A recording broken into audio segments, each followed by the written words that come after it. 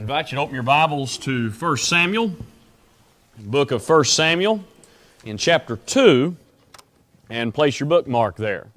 1 Samuel chapter 2, and place your bookmark there. You might turn back to chapter 1. We're going to spend a lot of our time in chapter 2, but we'll begin in chapter 1 of 1 Samuel.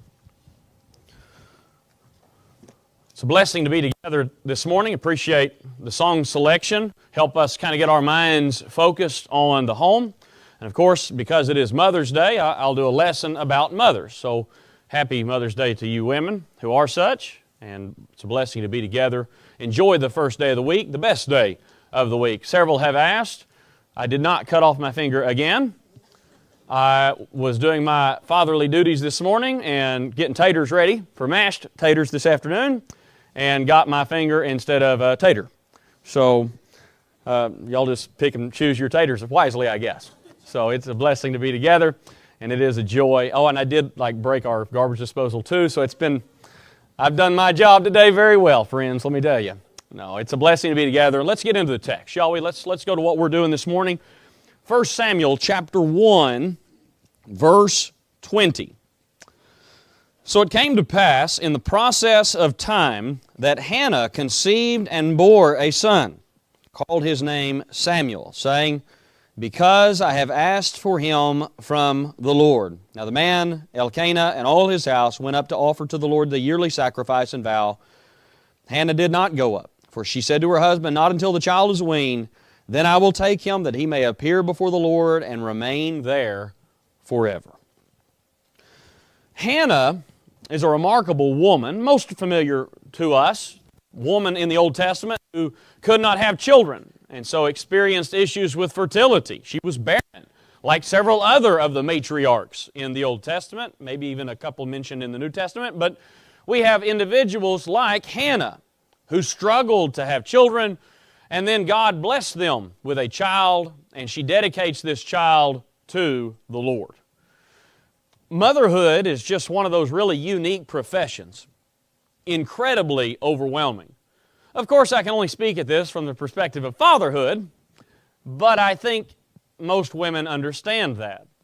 It's tough. I've had more than one woman say to me in passing, almost at a whisper, embarrassed about it, I'm afraid I'm going to mess my child up. Well, listen to the world, and absolutely you will. Because the fact is, just pull up anything, anywhere, social media, or just look at any of the magazines as you're checking out at the grocery store, and you'll find out your child is not being taught what they should be taught, your child is not wearing what they should be wearing, your child's not going to the school they should be going to, your child is not getting what you should be giving to them, and you are an utter failure at motherhood. Is that an accurate summary of the way the society thinks? I would bet it is. Can I tell you, folks? Motherhood's overwhelming. So how do you navigate motherhood in a confused culture like ours? Well, I think Hannah will help us tremendously. Hannah is an example to which we can look and from which we can derive great benefit. So let's consider Hannah, a mother in the Bible. Chapter 2, please. So she gets this blessed son from God, and she says, I will give him to God for His service. And this prayer in chapter 2 reflects some of the great truths we'll work on in our time this morning. So, chapter 2, verse 1, please. I hope you're in the text. We're going to need it. Chapter 2, verse 1. Hannah prayed and said, My heart rejoices in the Lord. My horn is exalted in the Lord.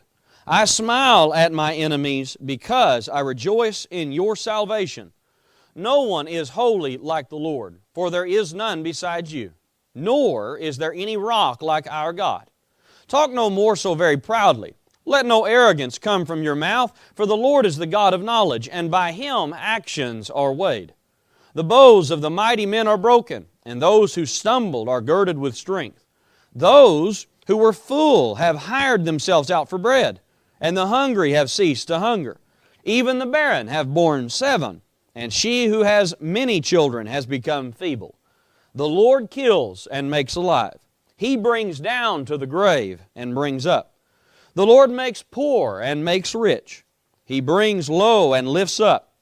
He raises the poor from the dust and lifts the beggar from the ash heap, to set them among princes and make them inherit the throne of glory.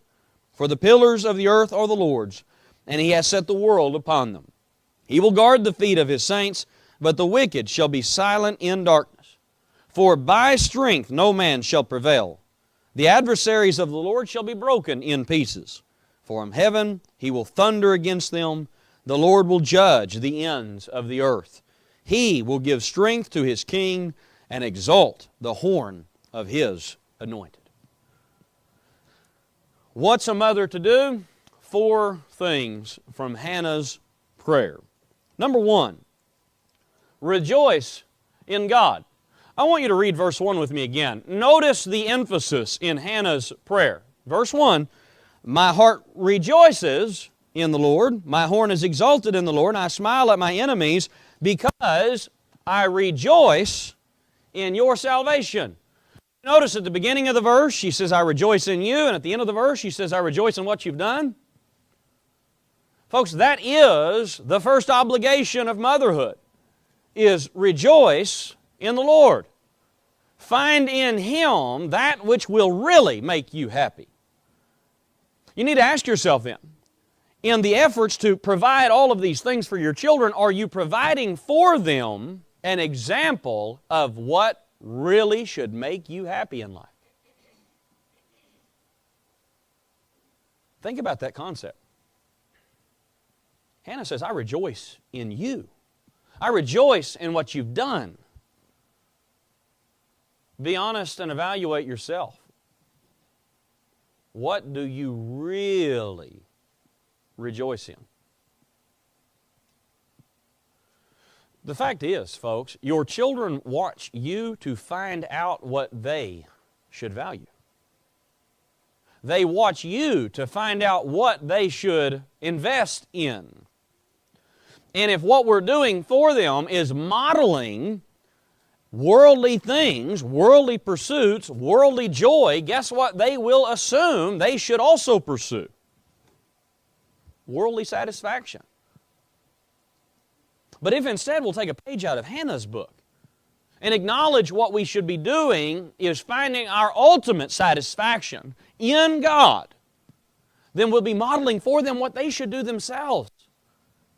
The one source they should turn to find actual satisfaction, not cheap substitutes like the world offers.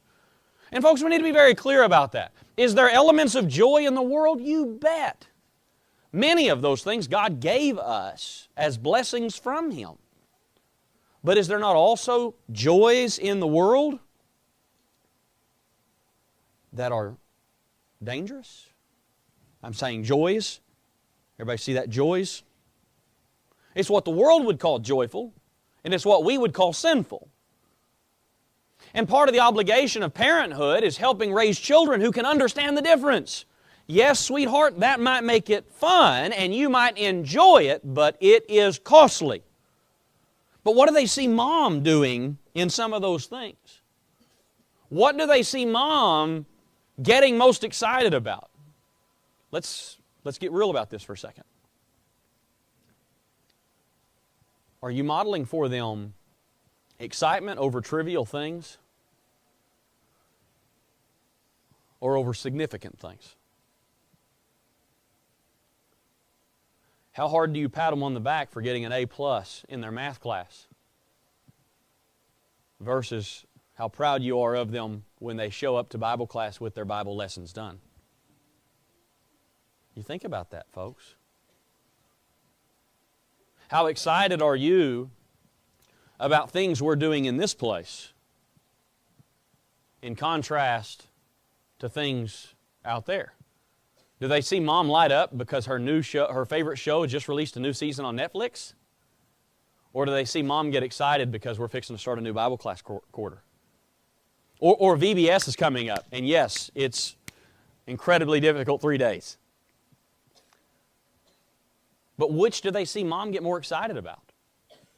It's hard, it's tough, it's lots of snot noses running around in circles and trying to contain little cats. We all get it. But which gets us more excited? Which do we find more joy in? Folks, we need to be very serious about this. Far too often what we're showing them is how to get very excited about the physical world and not so much about the spiritual things that matter. Are we excited about coming here? Or is this one of those doldrums we've got? Doldrums is a great word. If you haven't used doldrums this week, you're missing out. But what are we showing them really matters? Notice in the middle of this passage, I smile at my enemies. You know, one of the best ways you can show them how to rejoice in the spiritual things we have in God is to not let physical things annoy you like they could. Hannah says, I smile at my enemies. My enemies don't get me down. Little things don't get under my skin like they might get under somebody else's skin. But you need to think about if all you do for them is show them how to get really, really annoyed at silly things, what do they think about those silly things? Well, those silly things must really matter. Somebody cuts you off in traffic. You're running late for this. This doesn't work out. Your bread didn't rise like it's supposed to. You need to think, folks. What are we ultimately showing to them matters more than anything else. Smiling through adversity because we rejoice in our God. Number two, let's move ahead here. Not only should we rejoice in God, but if you want to be a mother that follows pattern of the Bible woman, then you will revere God. Notice with me verse 2, please. Verse 2. No one is holy like the Lord, for there is none besides you, nor is there any rock like our God. Let's be honest about it, folks. Our culture doesn't revere things very well. We do not separate. We do not hallow as we should. But one of the things that separates Bible-believing people from the world around us is we understand what is sacred. We understand something that's precious, that's holy. And at foremost on our list of holy things is God Himself. Listen to that humble statement she makes. There is no one like you, God. You are absolutely different. One of my favorite lines in all the Bible is, generally speaking, in Isaiah chapter 42 through 46. It's a statement that's repeated several times. And the more I've studied and read, I have only found it outside of Isaiah twice. Once is in Deuteronomy 32, and once is right here in Hannah's prayer. Let me read that line for you. For there is none besides you. Do you really think about that? That our God truly is utterly astounding. One writer made the note, reverence is the proper sense of awe, respect, and wonder that is inspired and demanded by an encounter with or meditation upon the character and activity of the living God. When you reflect upon who God is, His character, what He's done, are you not struck with a sense of awe? Folks, we are way too flippant with that idea. This is awesome. It's something that is awe. Well, folks, I'm not against saying the word awesome. I say it all the time. But I must say, we need to see a real difference between things that are awesome in this world and the one who is truly awe-inspiring. Let's get a little taste of this, shall we? Go over to the book of Psalms. Psalm 86, please. Psalm 86. Psalm 86. Psalm 86, please.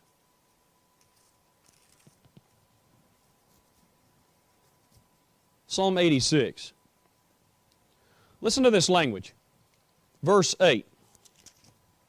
Among the gods there is none like you, O Lord, nor are there any works like your works. All nations whom you have made shall come and worship before you, O Lord, and shall glorify your name, for you are great and do wondrous things. You alone are God. Think about that, folks. That there is none like Him. Do we live truly every day understanding that? Sometimes the word revere gets a bad name. It's generally associated with not just awe-inspiring, it's generally associated with being fearful. Folks, I don't know where we got off on this, but it is perfectly biblical to be afraid of God.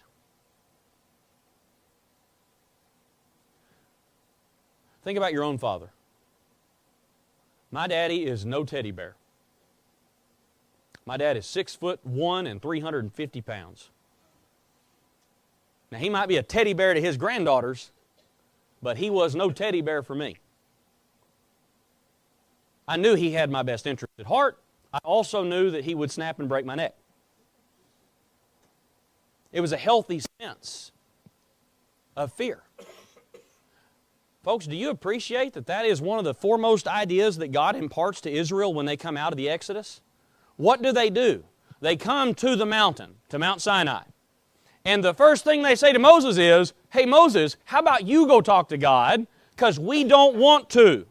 If we approach Him, we're going to die. And then, to drive that point home further, God several times in Deuteronomy through Moses says, you better remember how you felt that day. Folks, that is perfectly biblical.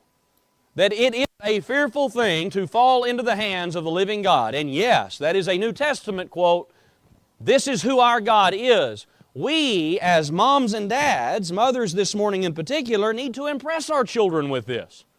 It's okay to be afraid of what God could do to you. Don't let Him down. But also remember how good it is. We serve a God that is as good as our God is.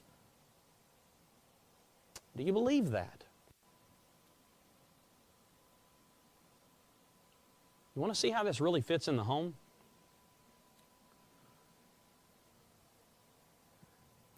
Are we referencing God in the things we say?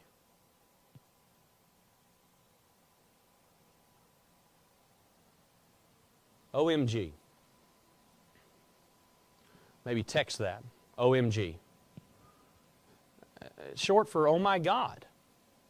If it's not a declaration of His greatness, we have no business saying it.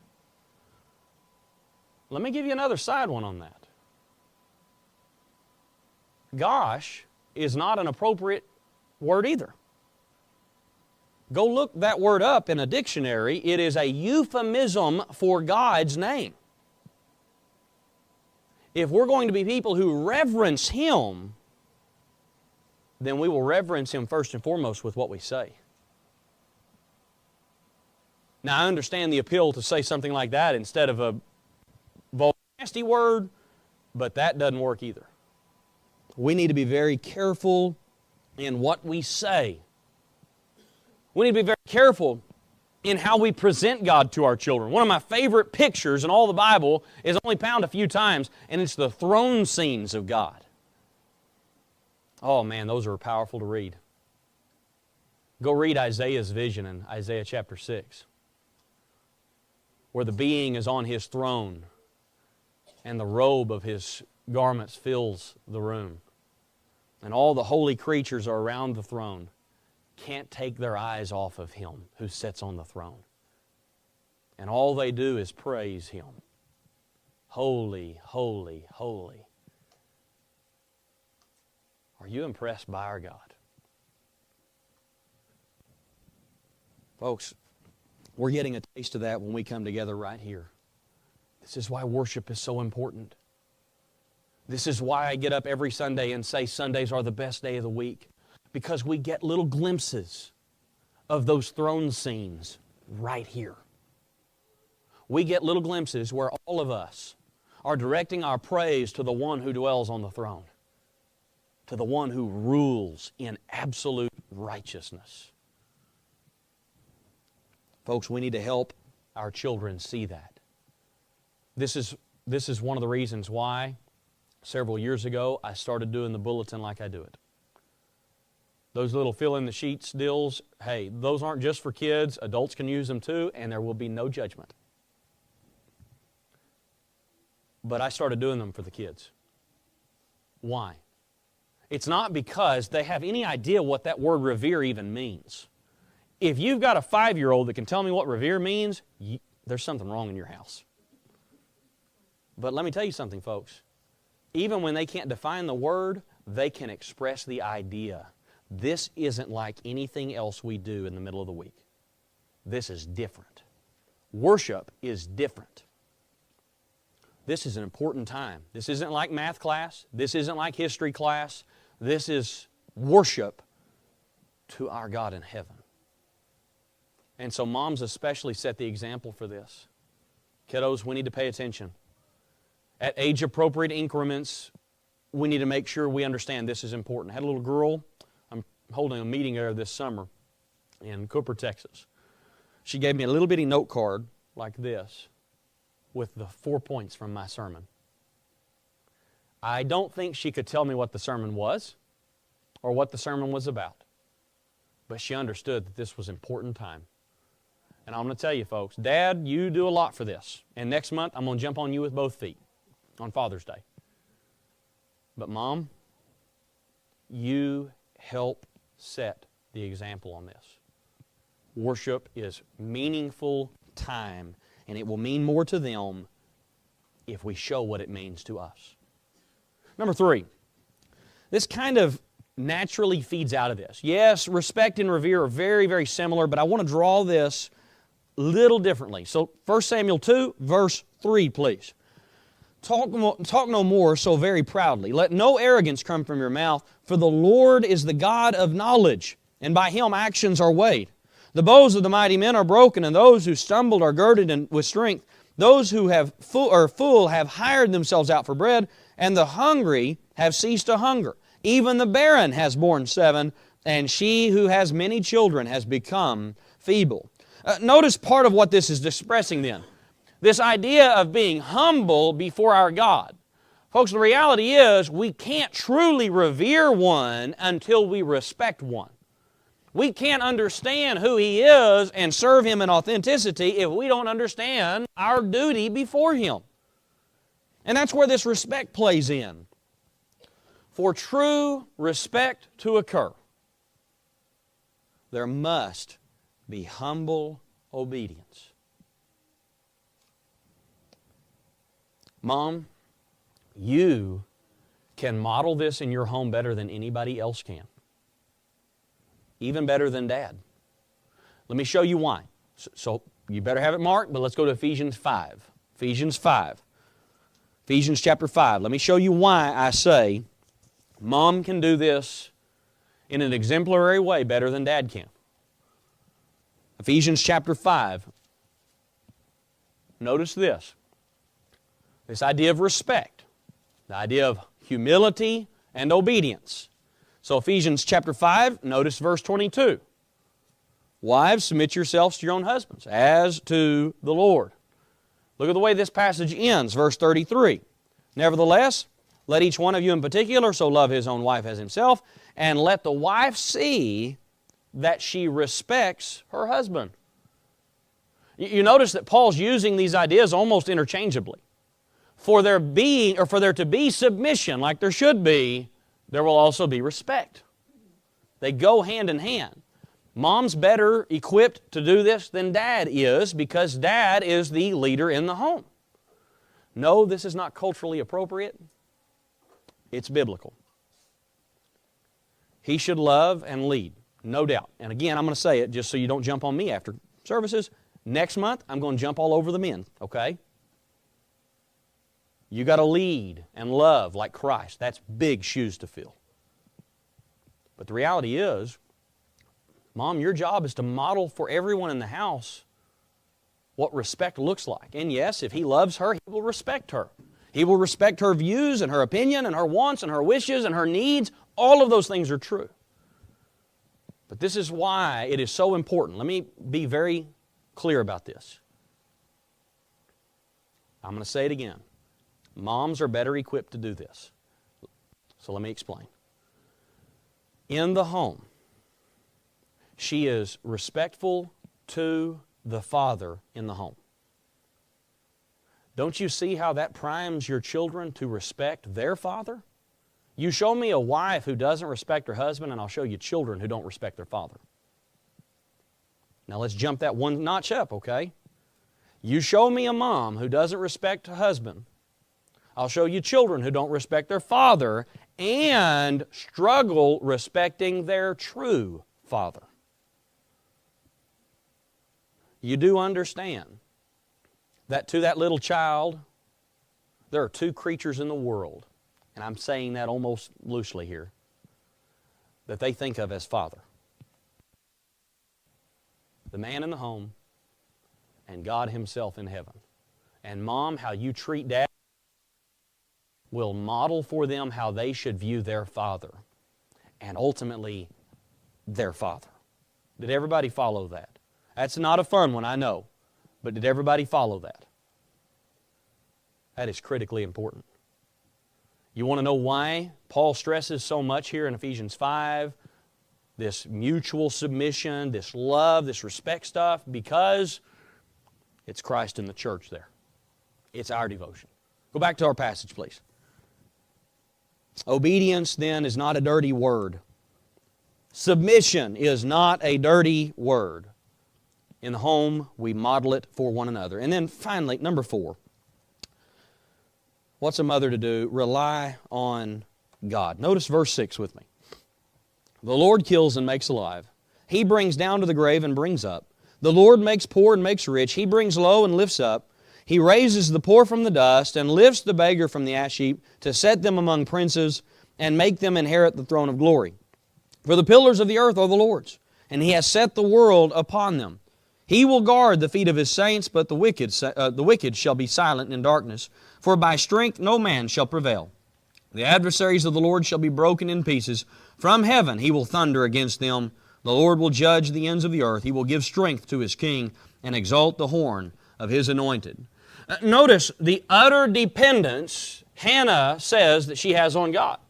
She acknowledges God does everything. God is at work in the world, that He kills and makes alive, and He brings to the grave and brings up and makes poor and makes rich. What is she essentially saying? I need God for everything.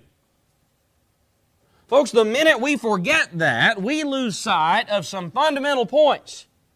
I need God for everything. He provides me with what I need. He gives me my daily essentials. And if you're thinking, well, I don't have as big a steak as I was really hoping to have, do you have air in your lungs? Do you have blood in your veins? Do you have an earth to walk on? Might not have shoes. But do you not realize, folks, that what God gives to us is not just our daily things.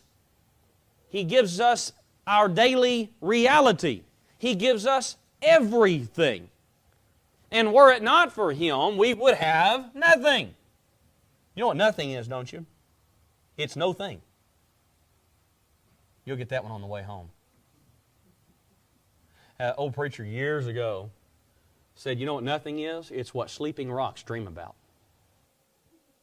That and there you'll get home on the way too. So, folks, we do not rely on our own strength. And in the home is where we show that the most. Do you know why we stop and pray over our meals? Because it is a vivid reminder to children who are impressionable that this food would not be here were it not for our God who put it here. You ever seen the movie Shenandoah with Jimmy Stewart? He sits down at the dinner table. I'm not going to ruin the movie because it's a good movie. But he sits down at the dinner table towards the end of the movie and he just essentially says, God, thank you for the food that's on our table. We planted it, we picked it, harvested it, and we put it here, but we'll thank you nonetheless.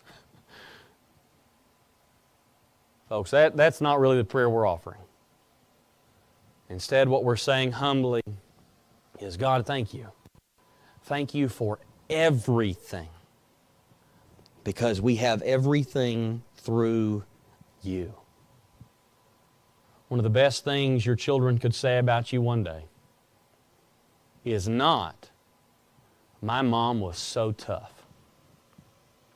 Was not, my mom was so strong. I don't know how she did it. It's not, my mom could bake circles around people and had the best pie recipe, had the best roast recipe, had the best whatever.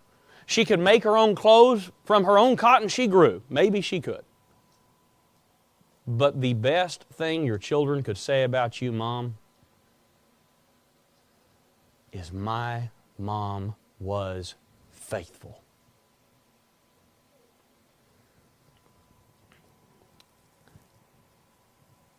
We can live then in deep faith, in the authority and the power of God, and we can indeed be in awe of our God.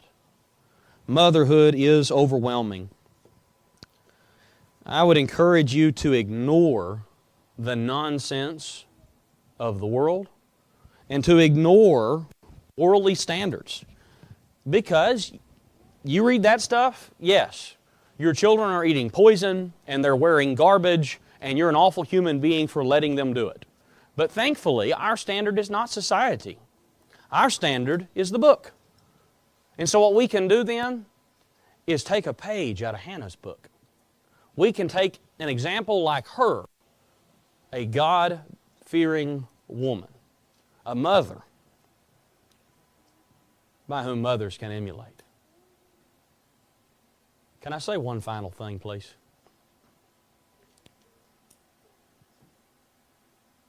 Mom, it's overwhelming. But you can do it. And in your home, you're the only one who can. Thank God for moms. And thank God for moms like Hannah. Be like Hannah. Pray like Hannah. Live like Hannah. I want to thank you for your careful attention this morning. I hope you are encouraged. Your standards are not the world. They're right there. Let's get in it, folks. If you have a need of the congregation this morning, this is your opportunity to make it known now as we stand and as we sing.